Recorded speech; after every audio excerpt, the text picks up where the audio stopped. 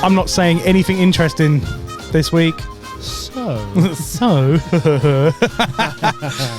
I'm not doing it. No? No, I'm on strike. Are you? from our own show. Very topical. Well, that's what we are. Welcome to Pitch It Good. Hello. All right, how you doing, everybody? Again, I can't listen to you say anything back. This is again a one-way medium. I'm sure you'll tell us. Screaming into the void. Yeah, I've been liking the fan art that we've been getting from people.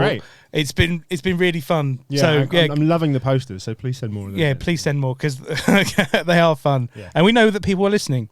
Yeah, that's what's quite reassuring. Yeah, because at the moment we can't. Yeah, we're just shouting out into the void and trying to and figure it out. Yeah, texting each other, being like, "That was a good one." Yeah, that was good. Yeah, we both enjoyed that on the dog walk. What are you watching any films this week, Wiggs? So I haven't watched any like this week, but the previous few weeks ago, I watched a film called "Don't Look Now." Oh, it's like a horror film from the 1970s, which is famous for two things: being A, terrifying for the time, and B, having a very graphic sex scene.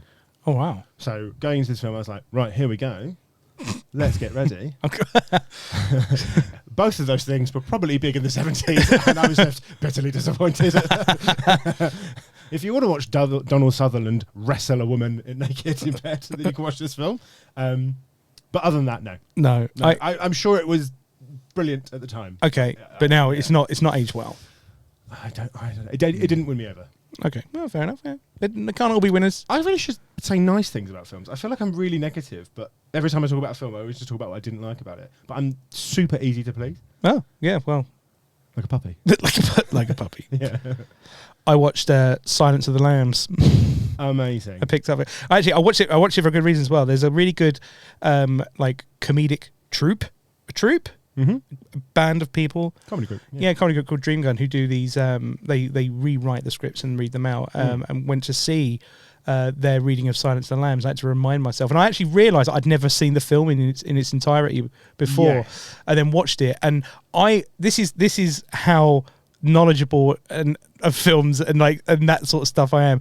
I came away from that and I was like, oh, okay, this is a proper film. There was lots of this was a proper well done film, and then listening to it completely get dismantled the next day was just like I felt like a bit of an idiot. It's definitely one of those films that everyone thinks they've seen. Yeah, because it's kind of always on TV, or there's always clips are always shown in various things, and then when you watch the film, you're like, I don't remember this bit where he's in a big glass cube. What's this about? yeah, exactly that. Yeah, it's like, oh, okay. Yeah, isn't he just in prison the whole time? Didn't they make a game show out of that in the end? The Cube. Oh, Silence of the Lambs. No, they didn't. You been up to anything else? Yeah, I decided to take government advice for how to save the economy because I want to help. Yeah. Decided to pick some fruit. Yeah. Make some jam. Decided to, and I've sold a few jars. It's very, very, very popular. Yeah, you part of the WI? No, I'm no ending that. No, but I made a tidy profit. Yeah, what'd you make? 43 quid. Lovely. £43. It's quite a lot of jam. That is quite a lot of jam. It's cash out. I mean, it's £43 a jar. So one massive jar of jam. I only had one.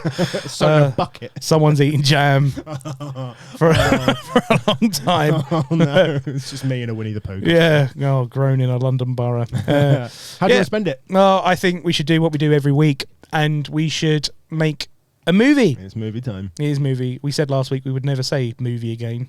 But it's film time. It's film time. This is film. This is sophisticated. Like a talkie. Yeah, talkie. Yeah. So we're gonna. So I've decided to invite in a guest, a very funny guest, because we're useless at this, and we obviously need some real help in general, not just making this. So our guest this week, she's absolutely hilarious. She's an actor, comedian, and voiceover artist. Everyone, welcome to the show, Emmy Fyles. Hiya. Hello. Hi guys. How are you? We're very good. We're good people. I like that people have started asking how we are. That's a new addition that I really enjoy. Yeah. It's a two-way street, you know? Yeah. Yeah, it's not when Jim tries to talk to the audience. Oh yeah, review us now live. I can hear you. Cool. So how are you doing, Emmy? I'm good. I'll be honest, I'm a tiny bit nervous, guys, because peek behind the curtain for the audience. The vending machine here is broken, as there was no water. So you guys have very kindly furnished me with a can of Coke. Yeah. Other drinks exist. Yeah. And I'm a bit worried about the face wind situation now because it's quite busy. Oh, don't worry. Oh, don't worry. It's part of the charm of the show. You know, I think our first show actually, one of the first little running joke, you was burping a lot into the microphone, and we. Oh. If you need to go, give me a hand signal. I'll take credit for it. Okay. All right. Okay. Unless Emmy, you want to take credit for unless whatever. it's a really good one. I feel like I'm quite impressive on that front, so I don't know if I'd want to give anyone else credit, but we'll see. It's gonna come out monstrous now, and I'm like, I can't take it. Well, fun fact: until I was 19, I didn't know how to burp. What? Wow. Yeah. Did you take a course or anything? You're joking, but no. My then boyfriend rightly thought it was really weird that I couldn't burp. So he sort of taught me how to do it. And regretted it, obviously, because it's like a child with a new toy kind of thing. That first burp after 19 years must have been astronomical. Yeah, I didn't really understand how powerful it could be, but I'm so sorry. I've taken this to a really gross start. Apologies, guys. Apologies, audience. No, I like an origin story. It's, you're always chasing that first burp. Right? You never recreate it. Everyone remembers their first burp. Cool. So, have you seen any films recently, Emmy, that you've that you want to give a little shout out to? Well, in general, I don't really like films. Oh, hey, this one for Jim's that makes team. two of us. To me, films are what you put on when you know you're going to be asleep in 10 minutes. What's the first 10 minutes of a film that you like? Well, do you know what? Actually, I'm going to take all that back because I did watch the Barbie movie. Oh, I still haven't seen it. Gutted. It is genuinely one of the best films I've ever seen. Oh, really? I've heard it was nothing but wonderful. I laughed. I cried. We drank rosé on the back row that we'd snuck in. It was great.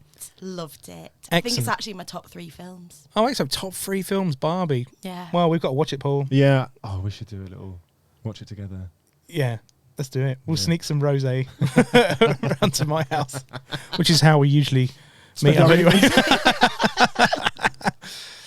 Brilliant, and you're here. I can tell how excited you are to come and pitch us a film for £43. Yeah, it's going to be sky's the limit. It's going to be brilliant. Well, yeah, £43 the limit, but yeah, that's the lower atmosphere. So Emmy, what genre of film are you going to come pitch us?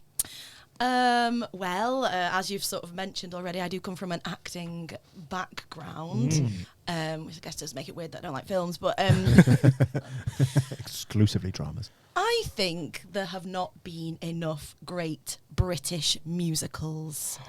British musical? Yes. I am 100% in. Yeah, look at you, it's like a kid. Yeah, I was like, exactly. Okay, so we've got a British musical. And when is this going to be set? I would say, well, how much do I give away? No, hopefully the whole thing.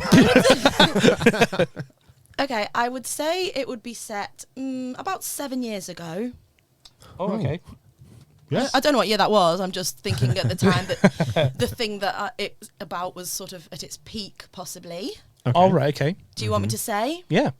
Homes Under the Hammer, the musical. Yes. Okay. 7 years ago was absolutely peak. Homes Right? Under the Hammer. Yeah. Yeah, I feel like it has gone off the boil a little bit. Yeah, season 26 is terrible now. I mean, too many buy-to-let investors for me, if I'm honest. Yeah. Topical. Yeah, so you kind of missed that. Oh yeah, I'm going to have my office up here. Not someone can be curled up in that corner. Yeah, we've turned this into a bedroom, and this into a bedroom, and this one into a bedroom. Okay, so this is a British musical under the style of Homes Under the Hammer, the musical, set 7 years ago. Is there a particular part of Britain that it's set in? Yeah, I thought maybe sort of Milton Keynes Milton Keynes. might be the natural choice. Nice. Okay, so Milton Keynes is the natural choice for this location Well, of the film. actually, I mean, it will obviously, due to the nature of the show, be multi-location. Yes. I was going to say, is it based around like an episode or the show? No, the show. Nice. Okay. The perfect. show and the concept of property itself. Oh, wow. Oh, Oh, wow. That's Cool. really deep. That is deep. I think I've just said something that sounded deeper than it was because I don't really know what it meant. What is ownership? Well, we'll find out together. I think it's a... Yeah. Yeah. We won't. We're about to go We're on a never gonna musical... reference it again. a musical property-based journey, and I can't wait. So we got how does this film open? This is Homes Under the Hammer, the musical set in Milton Keynes about 7 years ago. And how does this film open? Okay, well, what we want the stories of the presenters. Now, I don't know whether you've seen. Actually, good question for you guys. Have you ever seen any musicals? I love a musical. Yeah. You love a musical. Okay, this bodes well. I Jim? like two musicals. Go on. I like The Book of Mormon and The Producers. Okay. Well, That's those don't Such a help in boy. this scenario, right? Honestly, I I like Cars the musical. Is that real? Is that real? Oh, you look so happy. Yeah, right. Even Oh, I was should at have said that instead of Homes Under the Hammer. No. This is Yeah. way better. Yeah. Right. Go. Sorry, Jim. No, it's no, not go. a thing. Yeah, so what is good about the likes of Six, the musical, or Hamilton, is we learn, the backstory of the people involved. So by the time it gets to the denouement of the show, we're really rooting for them, Yeah. And I think we're going to take that same approach with the key 5 presenters of Homes. 5 presenters. Yes. And who are they? Thank you. If there's a pause, it's not because I'm opening my iPhone notes. Just a quick IMDb. It's just me deep in thought. Yeah, absolutely. This does require, some real brain power. Okay, so as you'll both know, as fans of the show, the 5 key figures we've got are Jackie Joseph, Martell Maxwell, Martin Roberts, Tommy Walsh, and Dion Dublin. Can we read them out again a little bit slower? Because You got one name down, didn't you? I got Jackie Joseph. Okay, well, good start. So so let's explore each one. On its, Yeah. so Jackie Joseph is that the name of the actual presenter? Yeah. Yeah. All right. So plays themselves or No, they're not going to be playing themselves. okay, right. So who plays Jackie Joseph?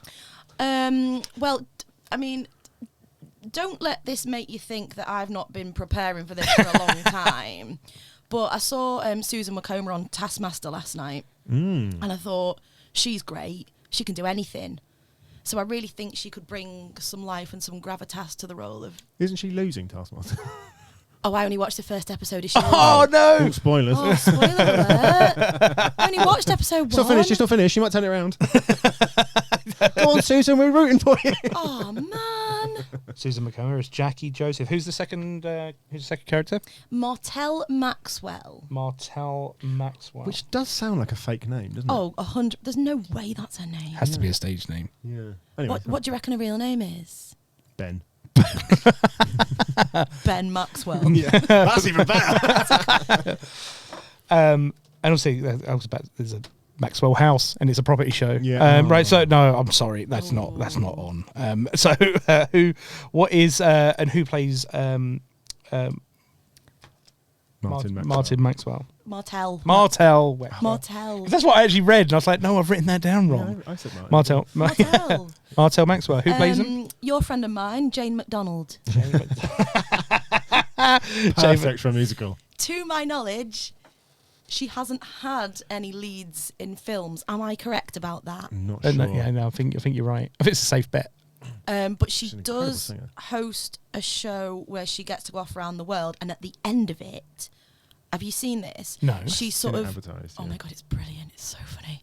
At the end of it, she does a sort of pop video Yeah. of herself. Yeah. So, for example, there was one where she was on a cruise ship around Iceland, and at the end of it, she did Cake by the Ocean. Yeah. Oh, it's magical. Please, if you can only do one thing for me this weekend, it's go and watch whatever that show is called. Don't even know. Around the World in 80 Janes. Very good. Very good. Very good. We're peaking. We're in the zone. Hold on. We've got a bottle this. Third presenter. Yeah, Martin Roberts, this is. Martin Roberts, not Martell Roberts. No. Okay, so Martin Roberts, played by Sir Alan Sugar. Sir Alan Sugar. Brilliant. I don't believe he's ever had a prime part in a role in a film either. No, but the thing is, I think you guys might make the mistake of thinking that means he can't deliver a line. But if you've ever seen The Apprentice, he ain't coming up with them jokes themselves. No, I can imagine it being very scripted. He's got writers. Yeah, yeah. And, he delivers it very naturally. I've always thought that. Yeah. So That's why people watch it. yeah, so I think Sir Alan could bring, a certain je ne sais quoi to the role of Martin Roberts. Actually, have we got in a time machine here? 'Cause this is Sir Alan. Is he Lord Alan now? Was he Lord Alan, or is he both? Can you be both? Lord Sugar. Oh, you're right. It's Lord He was Sugar. Lord Sugar. Is he Yeah. Sir? He's Sir now. Hang on, which is better? Sir, surely. He's Sir Alan, isn't he? Sir Alan or Lord Alan? Sir Alan. Lord Alan doesn't sound right, does No, it? it was either Lord Sugar or I'm sure they call him Sir Alan Yeah, I think very you're right. reverentially on Yeah, the yeah. show. Yeah. So we got Sir Alan. We're going to call him Sir Alan. Yeah. He's being billed as Sir Alan Sugar. If I was a lord and a sir, I'd rather be called a sir. Yes, that's definitely bigger. Yeah. Yeah. You can pay to be a lord. Yeah, that's true. With one of those weird Scottish titles. Yeah. Fourth presenter. The whole episode is just going to be us naming presenters. Welcome to the film. They sell some fucking houses. I don't know. Tommy Walsh. Tommy Walsh. What an absolute legend. Mm-hmm. You love him. Very stylish man. Is he the guy who wears like big collars and? No, that's not thinking Lawrence of Lo- Llewellyn-Bowen. yeah, No, yeah. not him. He's very. Are you thinking of Harry Hill? No, I'm not thinking of Harry Hill. I'm thinking of a guy who does like daytime TV shows who kind of reminds me of a dentist. No, I don't think he's got a dentist vibe about him. I do. I think I do know him, and he always does things with his hands. When he's Yeah. selling With houses. there's a piano meme, isn't there, of him? Is he on Flog It? Is he on the other show? Oh, I think I know who you mean if it's Flogger. Yeah, no, not him. I don't know the name. Is it Voldemort? Because no one's saying his name. Although, He is a bit of a dish, but he's thinning in the hair now. All right. Now I'm just being really bitchy. Man, I don't know the name of. the bald community are going to be coming for you. He's still a dish. Okay. So And who's Tommy Walsh played by? Tommy Walsh is played by Bradley Walsh. that is banging good. casting. Yeah, Right? This is Are top. they related? Oh, I don't know. Just because it feels like the brothers from another mother. Do you know what I mean? Yeah. It's very Walshy. Yeah, it's very Walshy. Yeah. I did actually see a photograph in my research for this. Why does that sound so incriminating? And Search history. Thousands of pictures of Tommy Walsh. You're right in there. porn. You've been in there for a long time. I'm researching for a podcast. Leave me alone. Well, in this image, Tommy Walsh was wearing Nothing at all. worse. Oh no. He was wearing a shirt which looked like he should be perhaps like post swashbuckle, where you know when it has like the strings across, like a low neck and then strings Yes. across it. Yeah. But he wasn't in fancy dress. They were just, they were just his clothes. He decided, I'm going to swashbuckle around. I'm going to be a buccaneer. Yeah. Yeah, it was such a weird. He flex. does a little holiday thing like Jane McDonnell as well with his son, doesn't he? Does So it might have been from that. oh Bradley Walsh does, not yeah. Tommy. Yeah. Oh, sorry, Tommy. This was Tommy. Tommy Walsh was wearing the string. Oh, wow. We're getting a real who's who here of the saga of daytime TV. Yeah, Tommy Walsh has got no excuse. No. Tommy No. Walsh, played by Bradley Walsh. Yeah. Possibly brothers, we don't know. Not I'm sure. sure We we'll can find out afterwards. Look If that you up do know, after. write in. Yeah, right in. Yeah, stamped address, no self-addressed envelope. We'll send you fuck all back. Fifth presenter. Dion Dublin. Dion Dublin. And who plays them? Dwayne "The Rock" Johnson. Now we're cooking. This is a spectacular. Well, the cast. thing is, from my limited understanding of being connected with the world of pitching a show, is you do have to ideally have one standout star to hook it onto. Bradley Whoa, whoa, Walsh. whoa. I was gonna say, we've already got Jane McDonald. Come on. I think Brad and Dwayne are going to have some absolutely fantastic chemistry. I can imagine The Rock being sort of very nervous about beating Bradley Walsh. I've been a big fan for a long Big time. fan of your looks. I Yeah. could see Brad and The Rock going on The Big Lash. Oh, that's a cop movie, but let's not go there. Oh, whoa, no. Oh, Big Oh, third that's act, the buddy movie we all want to see. big third act twist. Johnson. This is Wash. the second or third time that The Rock's appeared. Second time The Rock. Second time. for The Yeah. Rock. Yeah, second time The Rock. Yeah, we've had two Rocks, two Kate Blanchetts. Yeah. And last time The Rock appeared, was he going to be starring in a British musical? I think he was a baker. Oh. He was a baker. Yeah. No, he was a cop. Doesn't matter. Go That's back not- and we're go not- back and listen to yeah, past listen to- episodes yeah. if you want to find that out. We're We're talking not. about this film today. Do your own work. So right. So we've got our 5 presenters. We got Jackie Joseph, Martell Maxwell, Martin Roberts, Tommy Walsh, and Dion Dublin. And what? How do we get introduced to them? How does this show? How does this? Hijinks did they get up to? Yeah. How does this movie open? Well, I think we it might be nice to start in childhood to see the sort of origin story. Because, much like Hamilton, which is building They're very similar prospects. to the birth of a nation. A nation is born, a house is sold. That's an incredible tagline. Whatever this one gets called at the end. So I want to create the same fervour in the audience. So I think it's important that we understand what's come before in order to understand the journey they're about to take. So we will see them as children, but only briefly because kids can't act. No. Do they all know each other as children? No. No, so it's completely different. Yeah. Yes. Okay. Yeah. Who do you want to start with? Well, we have to build up to Dwayne "The Rock" Johnson. Yeah. Because everyone's waiting for that, and we Yeah, don't yeah. want them leaving the cinema within the first 10 minutes. This is like a social media thing. They go, you won't believe the last fact. Yeah, we're clickbaiting the shit out of Yeah, this. yeah. A This film clickbaity. has 5 presenters. Number 4 will shock you. Oh, in fact, maybe we don't see The Rock till near the end of the film. It's always just in silhouette. You just never Yes. see him. Yeah. Yes. I like it. Yeah, you just see him in the background, knocking on walls, checking if they're solid or not. Yeah. That's it. Yep. Yeah. Yeah. But he's really strong. His fist keeps They going just use through him the Oh to my knock God, down the yes, house, he's yeah. absolutely hulking it. Yeah. Great. Just lovely. holes under the hammer. Nice. Different. Good. Let's not go there. Whoa. Let's not go there. So, That wasn't the Jim, type you've of been in the film. bathroom for a long time. What are you watching? Homes into the hammer. Jackie Joseph's childhood. What do we learn? Oh, what do we learn? Yeah, no, good question. So I think Jackie, as we're going to play it, was born to be a star. I think maybe she was a child star. I think we maybe, pushy parents, pageant kid, all that kind of stuff. So maybe we see a lot of glitter, a lot of sequins. But at heart, we know that singing and dancing isn't for her. We know there's a glint in her eye that says property is what. Real passion. A true. She's on a coach being driven to another event. She's just staring at the houses for sale. Yeah. Yes. Lustfully. Yes, maybe you're just seeing the reflection of the car window for sale signs. Yeah. Yeah, lovely. Now, being a musical, I imagine that each presenter is going to have a song in their upbringing. Of Is that right? course, Yeah, of course. I mean, I think what is nice, by the way, about choosing Homes Under the Hammer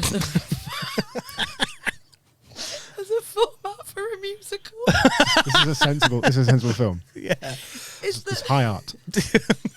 no, what's good is that it already in some way sort of has the cadence of a musical, because if you think if we take The theme.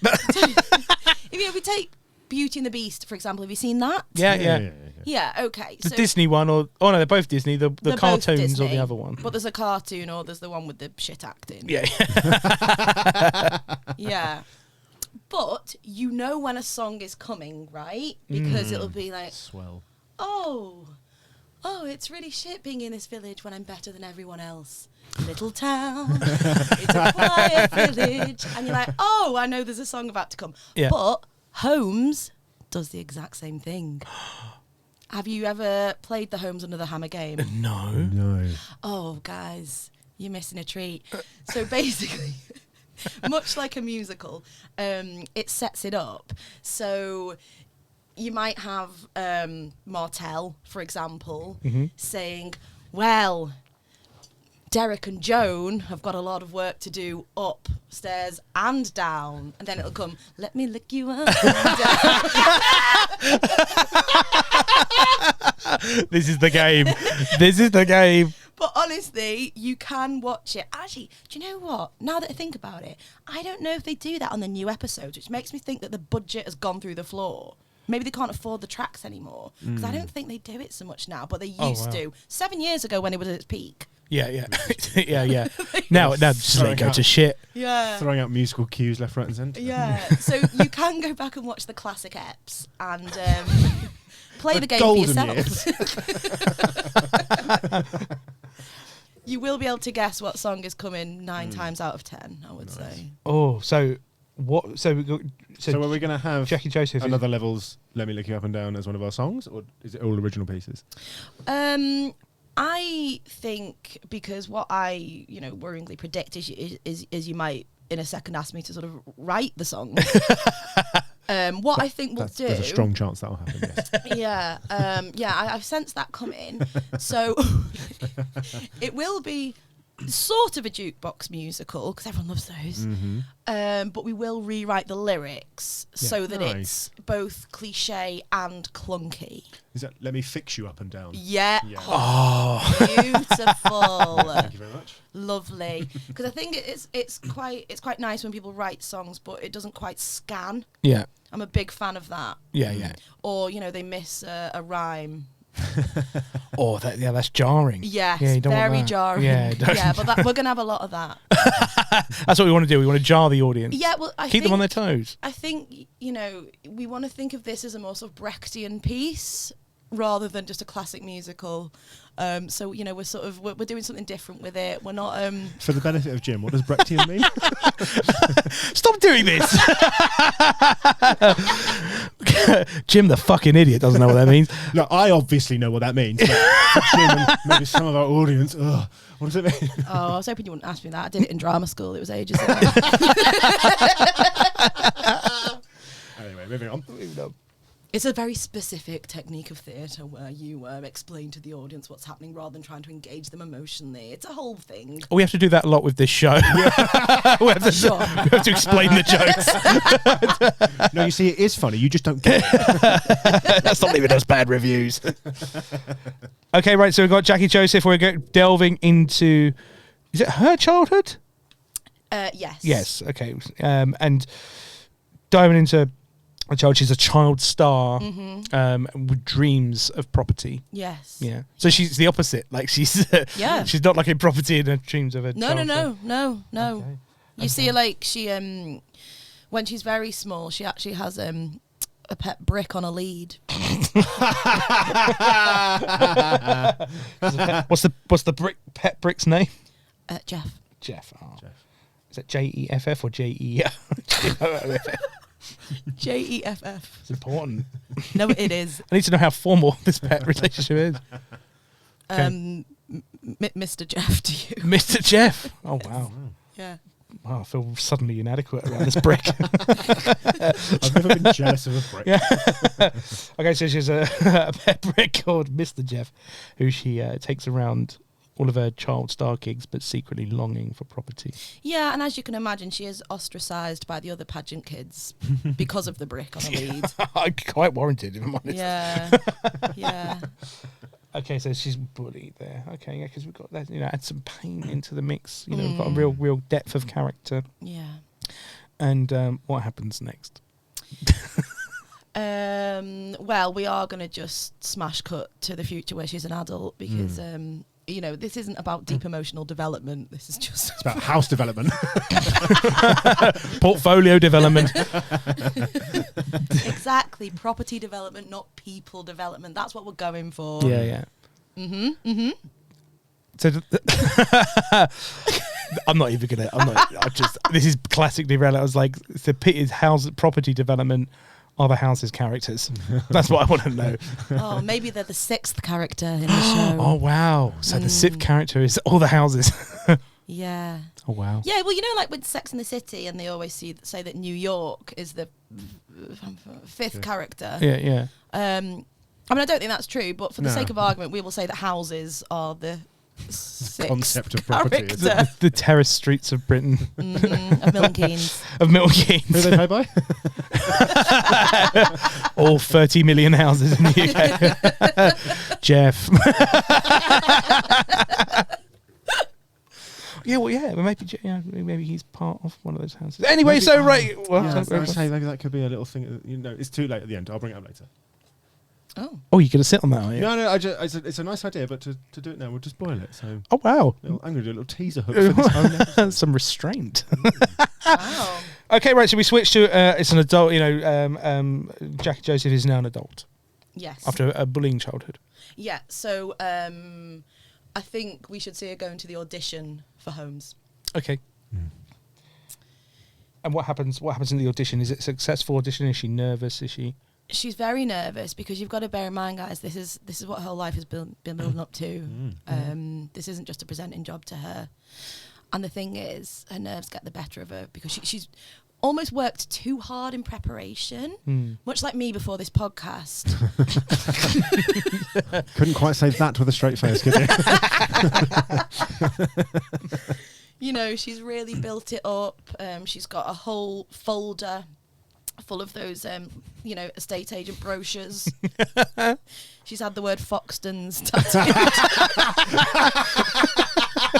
I'm looking forward to this movie poster. Okay, right. Foxtons. That's like the Apple of the property world as well. Big name. Yeah. So she's got that across her back. It's a tramp stamp. Yeah. Are we allowed to call them those? Is that rude? Offensive? I don't know. Trampus stampus? Is that the new word? I don't know. A lower back tattoo. Oh, lower back tattoo. Oh, I mean, that's more polite than slag tag. Yeah. So she has a fox and slag tag, and she's nervous about the audition. She's flicking through preparing, and Yeah. how does the audition go?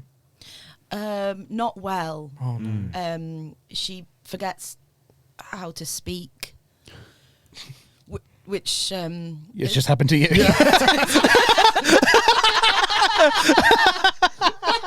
This is incredibly method.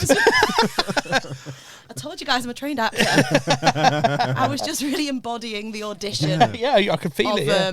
What's her name again? Jane McDonald. Jane McDonald Joseph. playing Jackie Joseph. Yeah. No, it's Susan McComber playing Jackie Joseph. Oh yeah, it's Susan. Yeah. Oh, sorry, Susan. Yeah. I'm the one who's got it written down. Yeah, come on, Jim. Yeah, I've got to keep up. Yeah, so she does forget how to speak. And they have no option but to call the audition to a close. But they see something in her. Yeah. They see the twinkle of a brick in her eye. And they never normally do this, but they allow her the opportunity to go home, regroup, and come back the next day. Oh wow. Okay, that's very good. And I bet that happens all the time. does she Oh, still? notoriously, the TV world is very generous like that. Yeah. Especially to women. Yeah. Oh, yeah. Yeah. Is Mr. Jeff still in the picture? Thank you, because what? I was a... Sorry, can you let me tell the story? Of course, yeah. This is your story. Go for it. No, but in a bit when I'm floundering, can you jump in like that? So we see her go home. She's despondent. She goes home to her empty apartment, which is very well pointed, has excellent views. And she goes into the attic, and we don't know what she's looking for. Cash. Crossover. There's got to be a reference. There's got to be. She there's just a stack of cash there. Lovely. Yeah, that's just nice setup Easter for a egg. sequel. Oh, Easter egg, that's yeah. nice. That's Yeah. nice. I like that. Brilliant. Okay, yeah, write that down. Cash. All right, so she's in the attic. But Finds cash. next, behind, the pile of cash, is a shoebox, a dusty shoebox, which hasn't been opened for some time.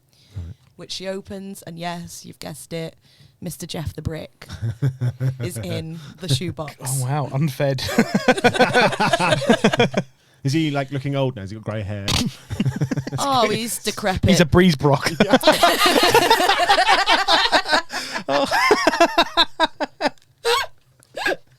Okay. That's the dumbest thing we've ever done. Okay, so we've reunited with Mr. Jeff, Mr. Jeff the Brick. It's got a bit old, and is she happy to see him? Yeah, she scrapes the moss off him.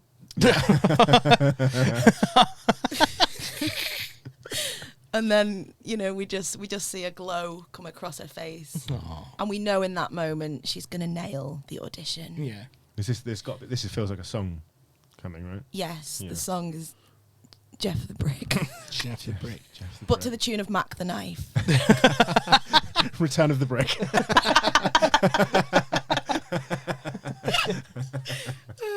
Yep, good. Okay, all right, cool. You're not going to give us a rendition of this, are you? I'm just trying to remember what Mac the Knife goes like. What's the chorus go like? Oh, I'm gonna not help you here. I have to be here every week. Them pearly whites. Yeah, well, you can imagine it for yourself. So we got our first song, Jeff the Brick to Mac the Knife. Yeah. It's okay, so that's good. And what happens? What kind of inspiration does she get from Mr. Jeff to help her in her audition? She just remembers all the times when he was with her, when she was, forced onto the stage. And, it was never about really the performing. It was always in her mind about the property. And she knows in that moment that's what she has to go back to. It's not about being a performer. It's about the love of property. Just to get back to her foundations. Oh, we could have Foundations by Kate Nash at that point. Oh. No, Jeff the Brick's better. Save it for later. Save it for later. Yeah, it's in there. Yeah. Okay, right. So, and she goes back to the audition the next day, full of confidence. Yeah, smashes it. Smashes it. Smashes his back doors in, so to speak. Smashes its back On the property theme. and then recommends a good contractor to fix them. Okay, so that's Jackie Joseph. That's her backstory there, and she's on there. Now the next one is. Are we doing this for every presenter? Yeah. How long have we got? That's the film, isn't it? Yeah, we're about 40 minutes in. Holy. I thought we were just following her. Oh no! No. What is the film? No, it's the backstory of each presenter. Yeah. Oh, right. Yeah. Lovely. Okay, I'm with you now. Yeah. Okay, sorry. Of course, we've got Martell Maxwell, Yep.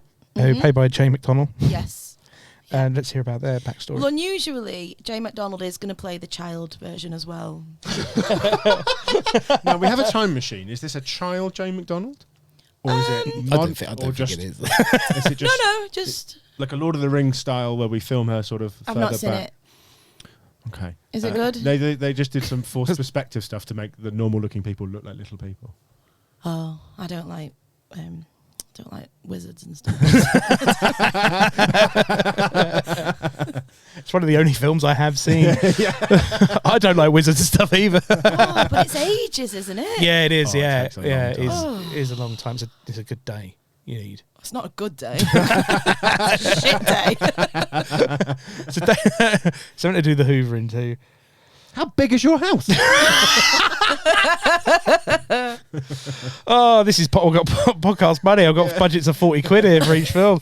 Right, so Jay McDonnell playing the child version of her own character. Yeah. And so Jay McDonald, young Martell, is a chimney sweep.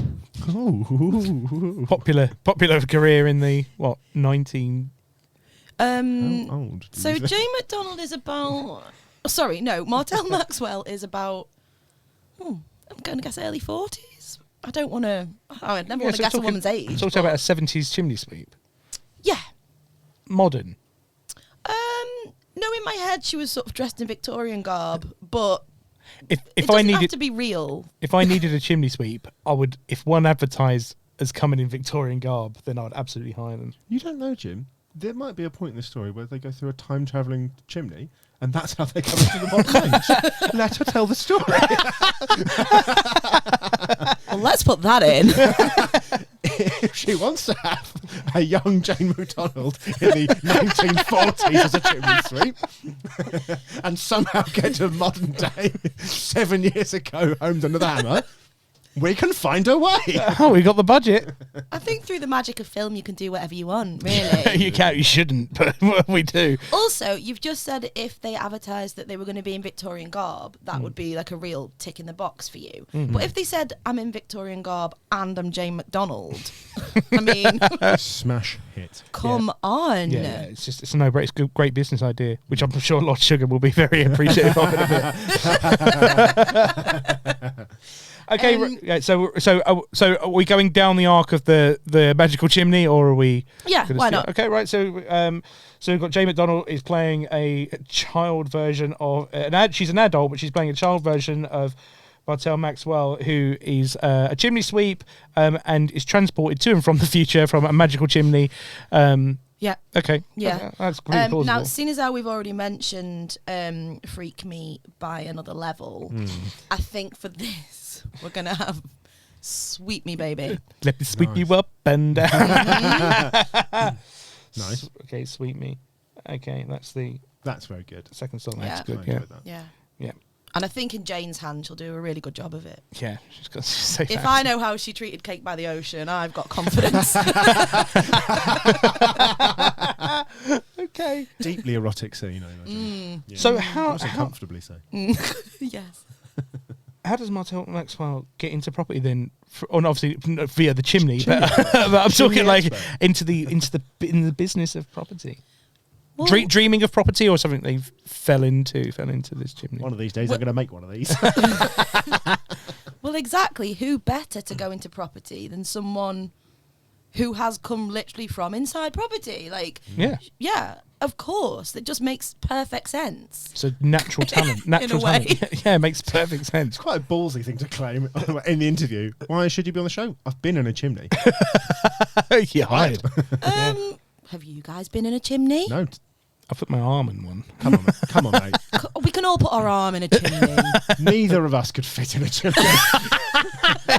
I don't have Santa magical powers. Yeah, I was about to say, like, just the test center. Okay, right. So we got "Sweet Me" as the second song, and Martel Maxwell is just a natural because of all the experience they've got, and just kind of fell into property. Okay. And how do we see their interview for Homes Under the Hammer as well? We do, but we don't focus on it quite as deeply as the previous one because it is a fairly confident interview. Also, as it turns out, she was dating one of the producers. So Yeah, no. I'm not saying that about the real Martel, by the way. Oh no, you heard it here first. It's it. Gossip Cast. I mean, she might be. I don't know. The Sweep. See, with Jim Emmy. She swept him off his feet. Hey! Hey-o. Smashed it. Okay. Okay, right. So. Oh, in fact, no. Maybe Martel didn't even have to have an audition because she was just All right, just a shoe. banging the producer. Not even like a fake one. All right, we can show a fake one, but we'll show it very briefly. Yeah. Just like tick box exercise. Yeah. Martin Roberts, played by Alan Sugar, is our third presenter. Yes. Okay. And how did Sir Alan portray Martin Roberts in his backstory? Do we see an adult Alan Sugar playing I a think all of the child? child version should be played by the adult. Yeah, actor. it's I gotta think be. that's quite a good. I mean, it thing. makes a lot of sense. It does. What's interesting is before coming here today, I did actually consult with Sir Alan, and he has insisted that there is some product placement for Amstrad in this film. Amstrad. The time machine's in play again. Yes. If that's okay. It was kind of a deal breaker. Can you tell me one product that Amstrad makes today? Alan Sugar. He's just a cyborg. Is he a cyborg? Does it still exist? Amstrad. Yeah, I think so. Does it? Yeah. Well, you tell me what it makes then. I think they make like little email phones. You mean phones? Yeah, so that's a phone. No, it's like a landline with a screen on it.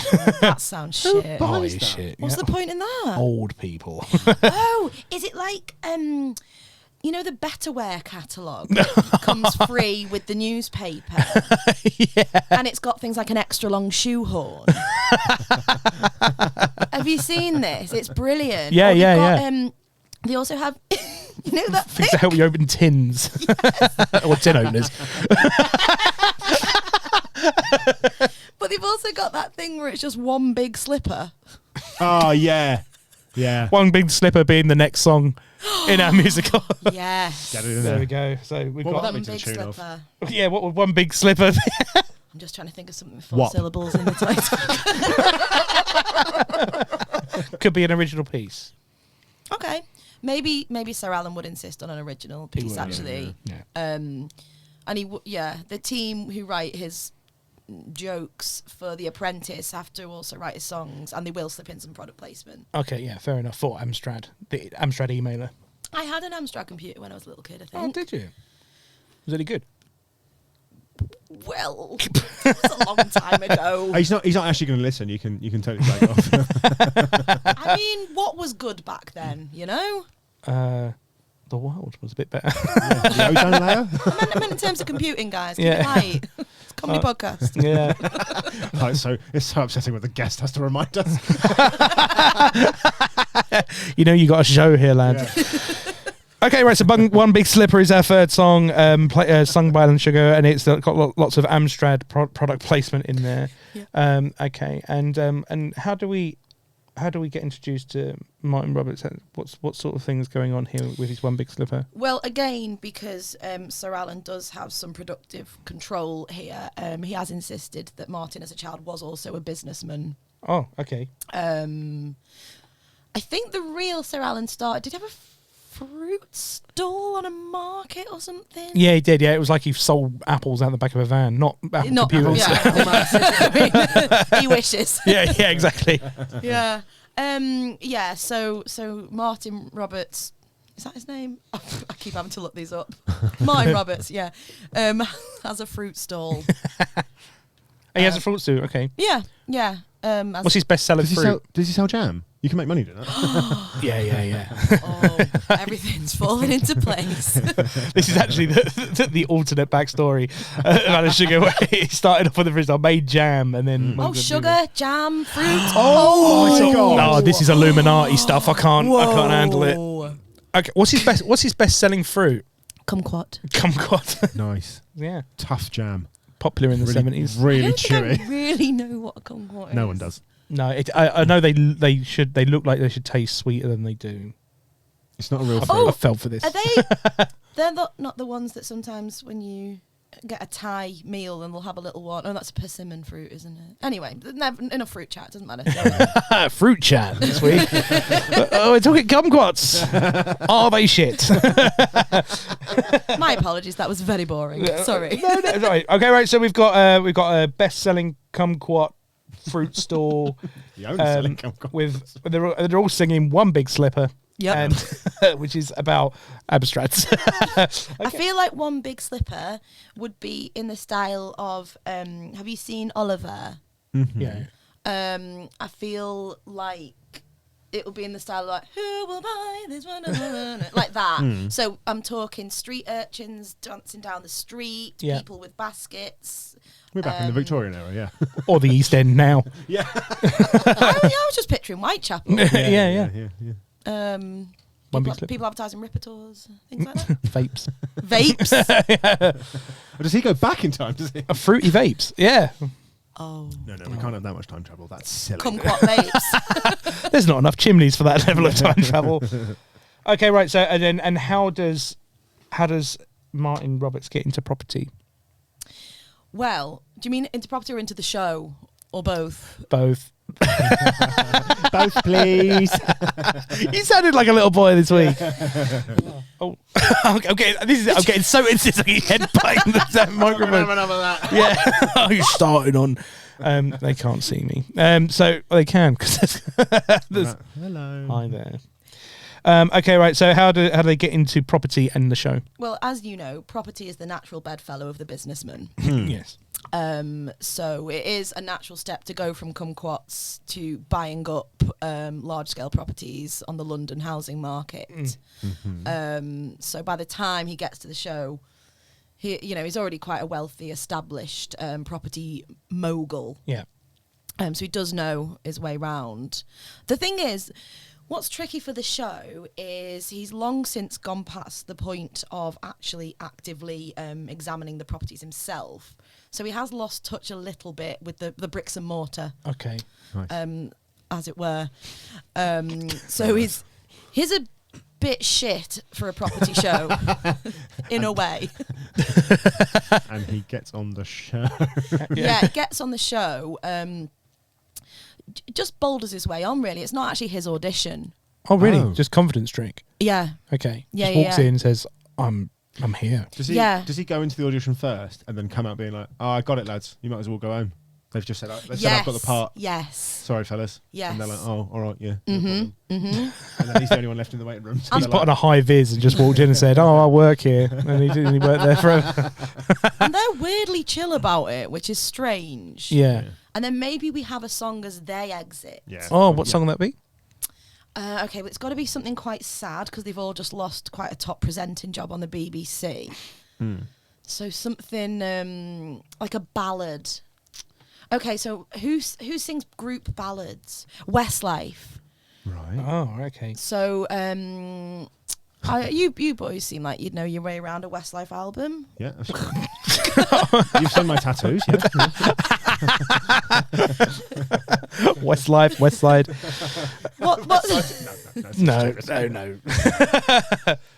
What's a big Westlife song? Flying Without Wings? Yeah. I mean, it's not relevant, but... Wings being the wings of the house Yeah. that he's just left. Oh, West wing, east wing, have the house. Yeah. yes. Flying without wings. Building without wings. Building without wings. It's just a house. You are a building Without wings. Yeah. Yeah, we were semi-detached and now we're just detached. Oh, that'd be a note. beautiful. Yeah. That's very Perfect. deep. Yeah. Yeah. Get it down. You look sad when I No, said yeah, that. I can picture them all standing up off their chairs. Yeah. Oh, Captain Mike. Oh, so they sing the first bit of the song when he's Yeah. just coming in told Yeah, them the yeah, news, yeah. and then when it gets to the key change, that's when they all go, oh, Yeah. lovely. All the people get up and then they walk out. Can they be sat on stools, though? Obviously, yeah. Yeah. Is there why? This was Westlife used to always Westlife, it's always stools. Oh, do they? Yeah. Oh, I didn't know. always sit on the Oh, I didn't know that. Yeah, sure. No, when you said who does a ballad, I was like, Journey? I don't know. Is that White Snake? I went meatloaf. No, I'm just starving. Yeah. Oh, no, I'm not doing a meatloaf joke. That's not happening. I've descended. wee bit. Okay, right, so the last presenter. Yes. So our last one. Oh, no. Wait a no. minute. No, we've got two more. Tommy Walsh. Played Tommy by Bradley Walsh. played by Bradley Walsh. Okay. Now, you know what, right? I want to see Tommy Walsh and Dion Dublin. I think that they grew up together. I think we should introduce them together. For the sake of hurrying this along. Yeah, that'd be great. I've looked at how long the podcast has been going on, and I really think we should speed through these last two. No, but seriously, I think that seeing Bradley Walsh and The Rock playing children of themselves Yes. is going to be Twins. Obviously twins. Obviously Oh. twins. Oh, yes. Yes. Do you know they were due to make a follow-up to the film Twins called Triplets? Really? Yeah, it didn't happen. Well, obviously, but No. but apparently, do you want to guess who the third triplet was going to be? Oh, no, so this was a film in the early 90s, wasn't it, Twins? That's actually one of the films that I do like. I don't know. I can't. Who were they the two? had It was Danny DeVito and And Arnold Arnie. Schwarzenegger. It's gonna have to have been Sylvester Stallone. No, Oh, think more far-fetched. I'm thinking like a woman. No, Carrot dog? Top. no. Which dog would you have cast? I don't know. Wishbone. Beethoven? Lassie. That's the third brother. No, apparently just for the sake of speed. Look, it's not that I want to get out of here, but you know, I'm conscious. We've only got the studio for so long. It's okay. People have already turned off. Eddie Murphy. Oh, really? Yeah. That's a hell of a third twin. Mm-hmm. Be good. I'd watch the shit out of that. I'd watch anything with Eddie Murphy. That'd be amazing. Yeah. We should make that. Scrap this. Let's make Twins 3. Twins 3. Twins 2 triplets. Yeah. That would be a really confusing title for that film. I'm tired. Quadruplets, where Eddie Murphy plays 2 of them. Oh my God, yes, perfect. I like it. Anyway, so Tommy Walsh and Dion Dublin, Bradley Walsh and The Rock, growing up as a pair of twins. Yes. I like it. Yeah. I want to hear a formative memory, something that they shared and really like kind of anchors their personalities. Okay. When they were quite small, what's small for a kid? Like 7, let's say. Medium-sized child. So they were playing. They were running across some train tracks. Mm-hmm. And much like in some kind of one of those horrific videos they make you watch at school. What? Did you not have to watch like danger videos when you're at school? No. No. Oh no. We got given books on tube safety. I remember that. Did what the underground? Yeah. And it was illustrated by Quentin Blake. So you didn't have to watch mentally scarring videos about kids nearly dying on a train track? I mean, I went to school in the south. Yeah. You've got trains. Yeah, but we had the book. Oh yeah, the book's going to put the fear of God into you, isn't it? No, cartoons in it. There was one really scary one with someone being electrocuted on the 3rd rail and it fucked me up. Yes. Yeah. That's more what I'm talking about. Yeah, thanks for unearthing that memory. And I believe there was another one where a kid fell into a grain silo, which I guess you wouldn't have had in London. Or on a train track. It's a separate thing. Anyway. Does The Rock fall into a grain silo? It was going to be the train thing, but I like the grain silo more. Trains or grains? Come on. Trains, grains, and oh no! Oh God! So The Rock falls into a grain silo, and Bradley Walsh rescues him.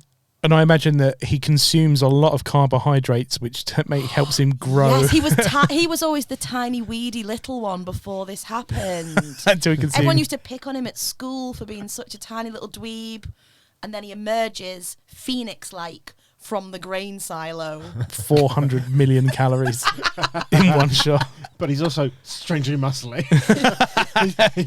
Is that not what carbs do? I mean, I've eaten a lot of carbs. It's not much for me. Oh, I think I'm doing something wrong. Okay, good. When am I going to look like The Rock? That's my dream. More flapjacks. Right, okay, so we got... Dwayne The Rock Johnson falls into a grain silo, becomes The Rock, big and buff, and he's saved by his young... Hang on a minute. Yeah. Sorry. Just to dial it back 1 second. Sorry. Maybe he isn't called The Rock until the incident. Yeah, that makes sense. Because maybe there's rocks that grind the grain. That's right, so he makes flour. Yes. He's not called The Rock in the film. He's playing character. Oh, yeah. I don't know. I always say... We're not making The Rock. I keep forgetting that. Whatever film he's in... I still think that The Rock's saying that, Yeah. I couldn't name you a single character he plays. No, me neither. No. The Scorpion King. Hobbs.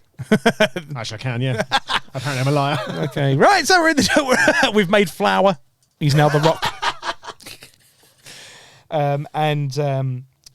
And Bradley Walsh, Tommy Walsh, being played by Bradley Walsh, saved Dion Dublin, who's The Rock. Yes. And saved him, and that is their formative bond as children. Yes, they are inseparable. That's it. They do a lot of hand slapping, For the sake of the audience, Jim's just done a really weird hand gesture. It was. I just completely forgot. I don't know what that was. Yeah, I don't know. But yeah, the thing that you just did. Like that. Oh, yeah, like the poster for Blood Brothers. Yeah. Like in Predator, Dylan, you son of a bitch. Yeah, exactly. Yeah, like that. Okay. No, I could do it all day. And how do they take this brotherly bond that can never be broken into property? Well, they decide to build a house from scratch Out of grain. No, sorry. because The Rock. He's not called The Rock, is he? No, Dion. He's Dion Dublin. But whatever. They build a house from rocks. All right, so this is the third house that the pigs live in before the war. We've gone straight to house number 3. No straw, grain, straw, and bricks. If it makes it easier to follow, we could call him Dion the Rock Dublin. Yeah. That would make it easier for me. I know it's my pitch, but No, it's fine. I'm okay with it. you know. Who plays the pig and the wolf? Oh, I don't want to be naming actors that play a pig, do you really? That's going down a dodgy route. I'll do it. Go on then, cast it. I'll play both. You're the Eddie Murphy of the Three Little Pigs. Okay. Right. So they're building pig housing, and they are now that's their first foray into property. And how do they get their jobs on the show? Well, a local news story covers the building of the house because the human pig interaction situation is quite rare these days, and so a local newspaper picks up the story and it goes national. It gets syndicated as a national newspaper. The two become famous, and it's kind of like an early, a latter-day influencer situation. What's the name of the newspaper? The local newspaper. Yeah. Well, of course they are in the Basingstoke Bugle. So this is prime property. Yeah. Basingstoke, Hampshire. I don't know. Is it nicer? Yeah. Oh, is it? Yeah. It's, Doesn't sound nice. it's amazing Stoke. That's what they call it there. Oh, They don't, do That's- they? They do, yeah. It's like, I'm going to amazing Stoke. doesn't even work. No. Not to the people who say that. Some class humour. So the unemployed have turned off, which is 90% of our audience. But they're the only ones who've seen Homes Under the Hammer. Okay, right. So the Basingstoke, whatever it was. Bugle. Bugle. You don't hear a lot of bugles. No, yeah, the Basingstoke Bugle has reported on them, and the producers of the show are very impressed with what they've read. Yes. Okay. So they're like, yeah, we've got our solid presenting team, business background, property background, woman who likes a brick. And now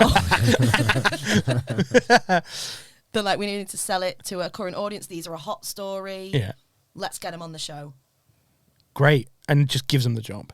Yeah, initially they only want the Rock, Dion the Rock Dublin, but he's like, no, not without Bradley/Tommy Walsh. We need a song for them. Yeah, a song about being brothers. We could have a song when they're being rescued. Okay. If we haven't got, Rescue me. Yeah. Ah. Rescue me from this grain From silo. the grain silo. Yeah. Yeah. I like it. So now we've got full casting. Mm-hmm. And do we have a scene at the end here where they all come together? And now the film can begin.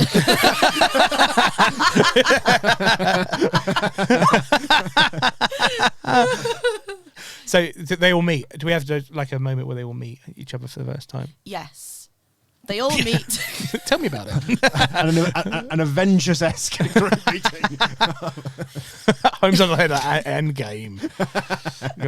This is like the main song and dance number of the piece. This is the headline. Yeah. They will all have to learn to tap, which Sir Alan has strongly indicated he's not on board with, but Sorry, we can get some fake legs in. yeah, it's fine. Stunt legs. Stunt legs, yeah, no, real legs, yeah, sorry. Just so fake legs that don't move. This hasn't really worked out. That's worse than just he could have just stayed still. Okay. Right, so the main song is called House is a good. And Like, easy good. Exactly. How's He Good? This is where we cram in more syllables than we can quite fit into the original piece. House is good. House is good. Whoa. Oh, these houses are good. Yeah. Oh, I'm trying to figure that. I'm trying to play that song in my head. But that will Come back to actually me be in a 5 minutes. mega mix.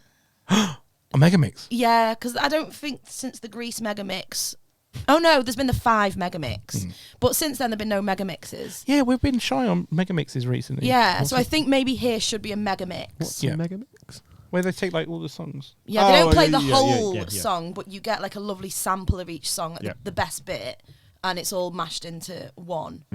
Yeah. And then ideally at the end it'll come back round and come back to the song that you started with.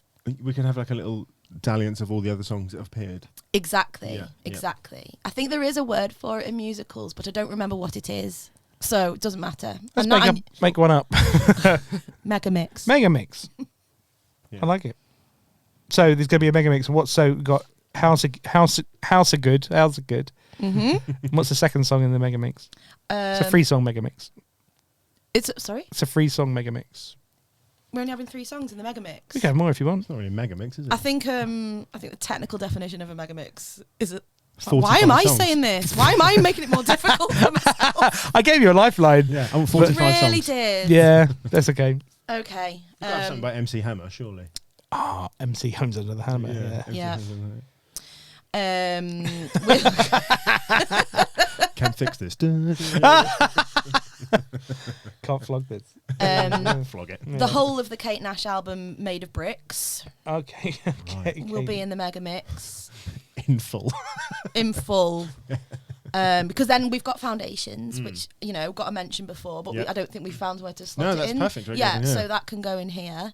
Some of the songs on that album aren't relevant to Property, It's fine. but it doesn't matter, does it? No. Some of them are... Oh, I've just realised we haven't had a love story. They all just. Brian and Dion aren't brothers. They're lovers. Okay, well, just to add a bit of, just to throw it in at the end. I think that Dion the Rock wants to get off with Martell, Nice. Oh wow. but Bradley makes a play for her as well. Triangle. So Yeah. So the Rock wants. Just because the audience want a love story, Oh, don't yeah, they? yeah. Kind of a musical. It's not just been... it's integral to the story. I've not just tacked it on the end. Just to clarify, you have specifically just tacked at the end of this podcast. So as they're going for it, it's just longing glances, those types of things. Yeah. Oh, that's nice. The brushing of the hands as Yeah. they pass tools. Well, obviously there was the love story between a woman and her brick, so we've sort of covered that off as well. Oh, that was a love story. It wasn't, but no, It is now. it is now. She liked bricks and now she wants rocks. Oh, yeah, no, swap out Martell. Oh, yeah. Yeah, okay, that's much better. Great, yeah, good, Wow. good. And this is the mega mix, and there's lots of big dancing and Lots of dancing, lots of so you might have like fireworks in a scene, but because to keep it property themed, we're gonna have angle grinders with the sparks shooting off them. Sparks flying. And also, what are those things that welders? They have the mask. A and the- blowtorch. Yeah, Yeah, blowtorch. yeah. Thank you. So we've got them as well in the background. People dance with blowtorches. Yeah. I like it. Are they in a leather nightclub? Is that the first thing they built? Do you want them to be? I'm just saying, we just sex this up a bit. I mean, you're the financier. Yeah. He's insisting. If that's where you want this to go, I just want the £43. Yeah. I just want the £43. So sure. The leather club is mandatory. Yes. Yeah. And it's just the end of the film. Yeah. It's the end of the film. So we end this big crescendo. We see the love story play out. Yeah. And what's the name of this film? Homes Under the Hammer, the musical. Homes Under the Hammer, the musical. Nice. I like it, Revealed yeah. at the beginning. Yeah, I like it. Homes Under the Hammer, the musical. Well, That was a journey, guys. is Jenny. Well, Emmy, I'm going to quickly recap this for you. Do you want to hear your film? Yes, please. You said it was such trepidation. Yes. Oh, God. Go on. Emmy Fyles, your film. This is a a British musical set 7 years ago in Milton Keynes. Cool, and we're going to Nothing happens in Milton Keynes. Everything Everything is set in the past. the grain silos of Milton Keynes. And this is a musical about the backstories of the presenters of Homes Under the Hammer. Jackie Joseph, played by Susan McComber, Martell Maxwell, played by Jane McDonnell. Martin Roberts, played by Sir Alan Sugar. Tommy Walsh, played by Bradley Walsh. And Dion Dublin, or Dion the Rock Dublin, played by The Rock Johnson. Yep. And we dive into the childhoods of each of these presenters. Firstly, Jackie Joseph is a child star with dreams of being a property developer, has a pet brick called Mr. Jeff, who she gets bullied about all the time. She goes to an audition in later life with showing off her Foxtons tattoo and has a bad audition. She goes home with her tail between her legs and finds in a dusty shoebox. Dusty shoebox would be a good name for a character, by the way. Next film. Finds Sequel. Jeff. He's got a bit older now, but gives her the inspiration to become the ultimate Hamilton the Hammer presenter. Yeah. We then go to the backstory of Martell Maxwell, a child. And next. A child is actually played by an adult Jane McDonnell.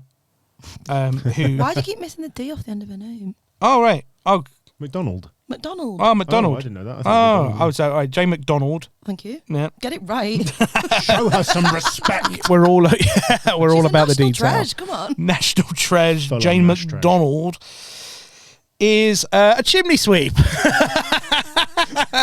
A chimney sweep in Victorian garb who likes to fire up and down chimneys as they are time machines in this universe, and has a song called "Sweep Me," which is to the tune of "Freak." Is it "Freak Me"? Yeah. Sweep me up and down, yeah.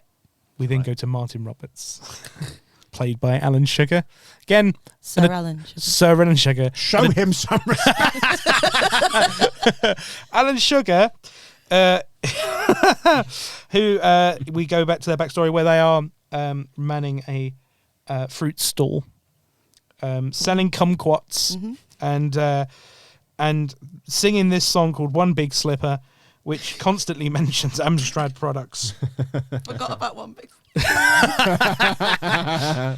And then it's a ballad. It's a Westlife type ballad. That's what we One Big Slipper. And longing to be a businessman, just becomes a presenter to Hamilton the Hammer. Yeah. Very confident, she walks in through the door. Great. Didn't have to jump through any of the hoops. But that could be a commentary on, how, privilege of, someone like Alan Sugar walking into a job where Jackie Joseph had to really work for it. Yeah, this is meant to be a very political film. Yeah, it's definitely. I can feel it. It oozes out of the page. Yeah, it is a political thriller.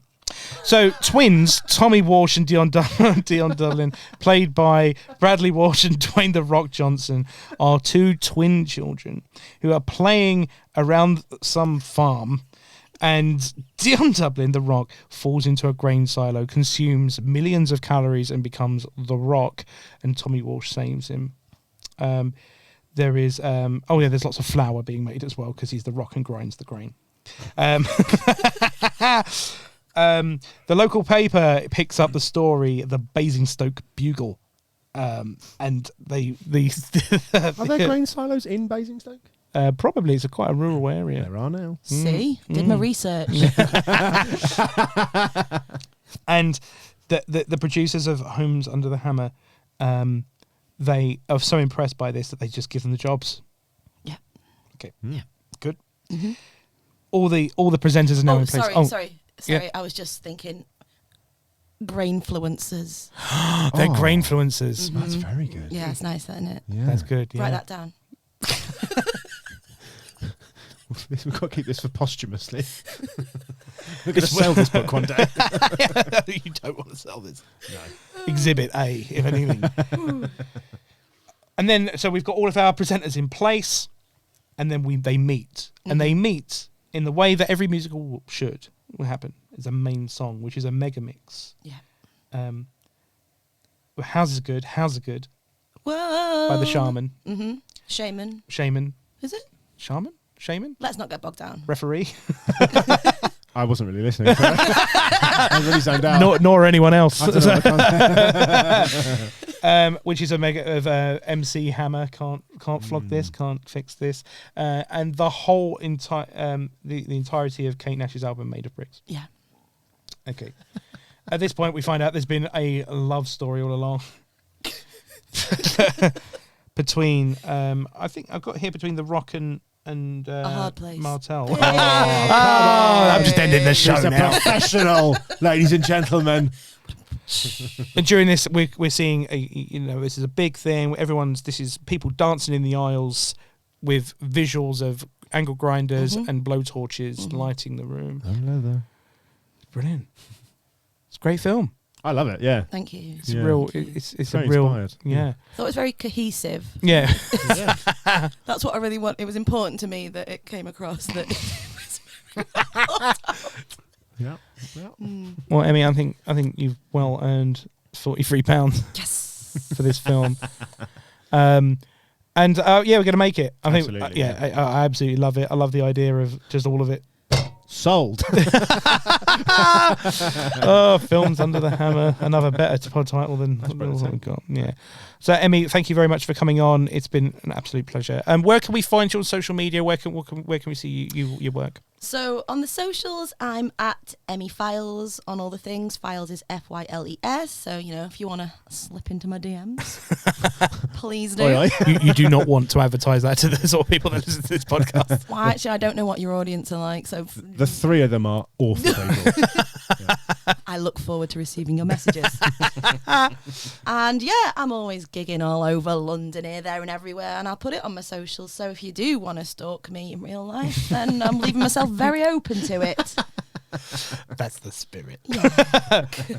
Well, thank you very much. I really enjoyed the film. I've had a lot of fun. Yeah.